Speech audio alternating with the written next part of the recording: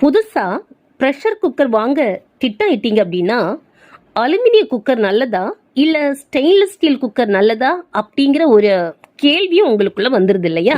ஆனா இந்தியாவை எடுத்துக்கிட்டோம் அப்படின்னா அலுமினிய குக்கர் பயன்படுத்துற மக்கள் தான் அதிகமா இருக்கிறாங்க. ஸ்டீல் குக்கரை விடைக்கும் இதனுடைய விலையும் குறைவும் எடையும் கம்மியா இருக்கும். அதோடு அலுமினிய உலோகம் சீக்கிரமா சூட்டை உள்ளிழுத்து இதனால குக்கர் சீக்கிரமா சூடாகி சமையல் வேகமாக முடியும். காலையில நம்ம அவசரமா சமைச்சிட்டு வேலைக்கு ஓடுகிறதுக்கு இது ரொம்ப நல்லா இருக்கும் நம்ம தேர்ந்தெடுக்கிறோம். ஆனா நம்ம ஆரோக்கியத்தை முற்றிலுமாக இது கெடுத்துருது. முக்கியமா இந்த தக்காளி புளி போன்ற இந்த அமிலத்தன்மையோட உணவுகள் இந்த அலுமினியத்தோட வினை புரியக்கூடிய வாய்ப்பு இருக்கு அப்படின்னு ஆய்வாளர்கள் கூறுறாங்க.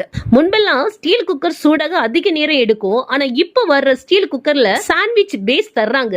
இது சூட்டை சமமா பரப்பி சமையல வேகமாக முடிக்க உதவுது. நன்றி.